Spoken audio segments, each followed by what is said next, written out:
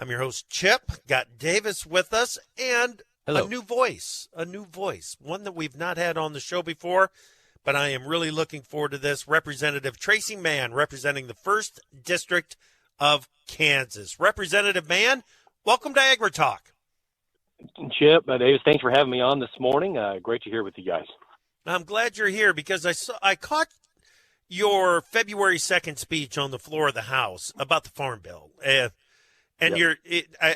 First things first, I got to say you are absolutely right. This is policy that we must get right.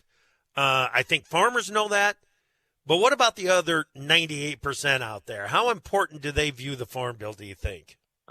Well, they're not thinking about it yet, and therein lies the challenge. So, I grew up on a farm, and that's what our family's always done, Chip. My district's the 3rd largest ag producing district in the country, so high priority for me. And that's why I took to the floor last week to say, look, everybody, these farm bills happen every 5 years. The next one expires in 2023. I've been very disappointed with the House Ag Committee, which I serve on. The leadership there has not been focusing on production agriculture or this next farm bill, but it's time, and that's why I'm going to do that regardless, and that's why I took the floor and said what I said last week. Okay. You said that the leadership of the House Ag Committee is not focused on commercial production. There's more animosity between the two parties in the House Ag Committee that I can recall than ever. Is it going to take an election to fix the situation, or is there going to be productive talk about the Farm Bill leading up to it? I'm optimistic that there's going to be productive talk. We'll see. I'm a freshman in my first term, so we will see. But here's what's at stake, Chip. The Farm Bill, it's about agriculture, but we've got to convey to the rest of the country and the rest of Congress that it's also about freedom. Because, a reason America is as free as it is because we've never had to rely on another country for our food supply. Right. If we don't get our farm policy right, there's nothing less than the freedom of our citizens at stake. I think COVID maybe brought that to the forefront, or maybe made people more appreciative or realize that, hey, if we don't get production agriculture right in the country, we have issues, there's going to be big impacts. So that's what's at stake, and that's why I'm talking about it. Okay. So whenever the Farm Bill comes up, there's always the conversation about whether it should be evolutionary or revolutionary. Does the existing bill, do existing policies need an overhaul or tweaks? Yeah, great question. I envision this Farm Bill will be evolutionary and not revolutionary. Okay. I think about our farm, in the 90s, freedom to farm, that was revolutionary. Yes. I think this will be evolutionary. I think things like my top priorities are going to be things like protecting crop insurance with no major changes. Some of these programs like crop insurance that are so vital, we got to make sure that we protect them and we prevent those that would want to weaken them. That certainly will be a huge and really my number one priority moving forward here. Okay. All right. So that's great to know. Great to know. Another comment that you made in your speech on the House floor is that you want to see a bill that invests heavily in agriculture. What does that look like? Yeah, I think, we got to protect crop insurance. Then we need to amp up programs like the Livestock Indemnity Program and other emergency assistance programs that producers depend on during natural disasters. We had wildfires in Kansas this year. When we have floods, those kind of things, we need to have those programs in place. And then third, for me, Chip, agriculture trade promotion and market access programs. Those are good investments. We've got to continue to increase our trade around the world to create demand, to put upward pressure on all of our ag products. And so you're going to see me work to fund those appropriately, increase funding, because there's a great payback for the American taxpayer and for agriculture on those investments. Okay. 1 year extension of the current policy to push it out to after the elections? Well, the current Farm Bill actually expires 2023, which is next year, which is after the election. Okay. So, it's amazing. I feel like we just finished the last one, right? We're already talking about the next one. But yeah, so it will be after the next election. That said, though, And this is where my concern is, and why I said what I said, Chip. We need this Congress this year needs to begin having hearings and really lay the groundwork for this next farm bill. We can't wait till after the election to start working on it. Now's the time this year to leave listening to producers and have a producer-driven farm bill coming up here next year. Gotcha. Yes, and you're right. I had my timing off on that. Thanks for the correction on that.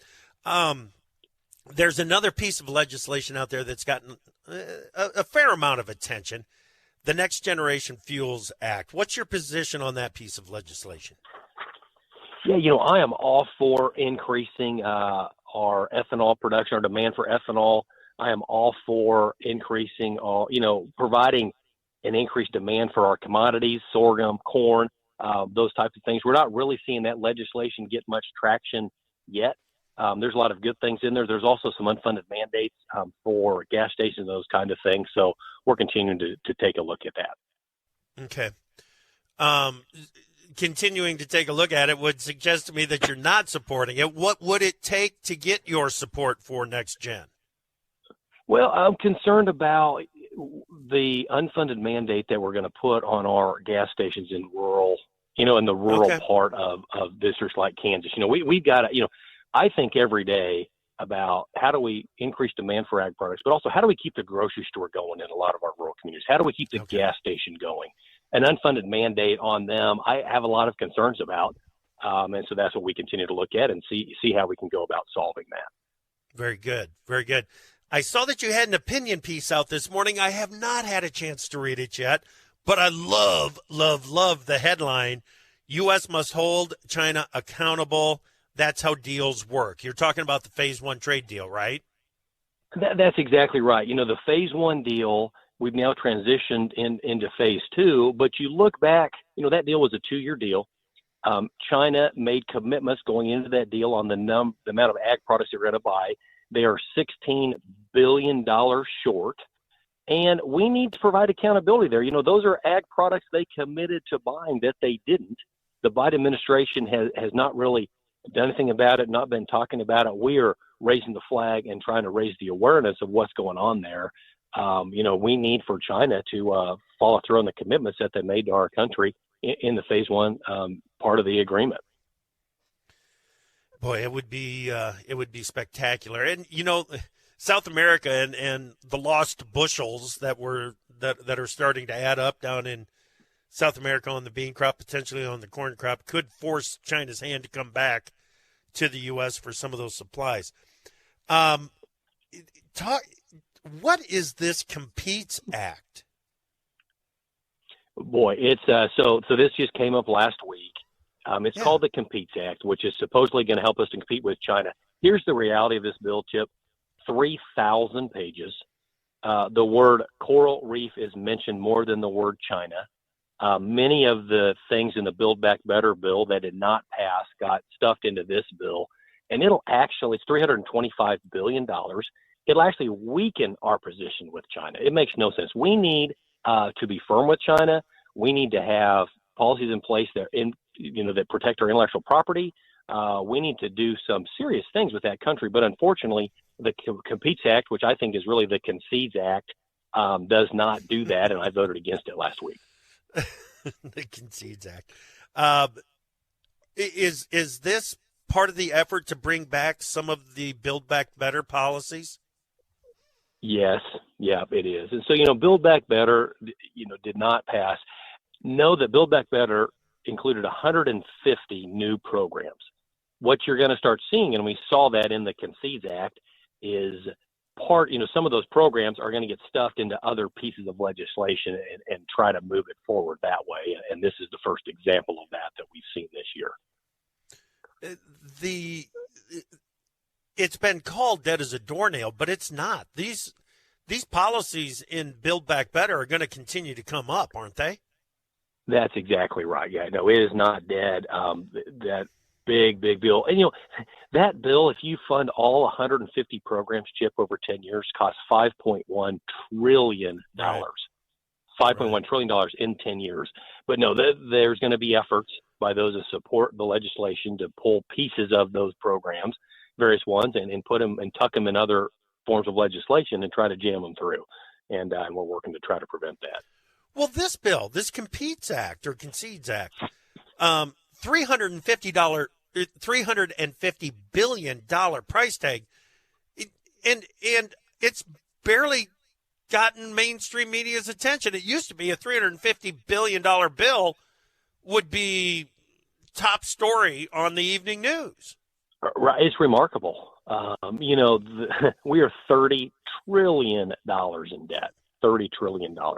I think as you look at the rest of this century, Chip, big picture, our three really threats are, number one, our debt, two, China, and three, we've drifted from our basic founding values. And those values are still alive and well in our rural communities by and large. But we are drifting from a nation, and we very quickly need to come back and have serious legislation. And those are things I can support, but this CONCEDES Act, I cannot. And by the way, it was 3,000 pages that just got introduced on Monday.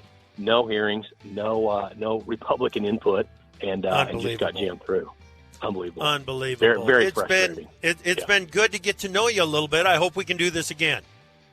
It sounds good. Have a great rest of the day. Thanks a lot, Jeff. Excellent. That is Representative Tracy Mann, 1st District of Kansas. Davis and I will be right back.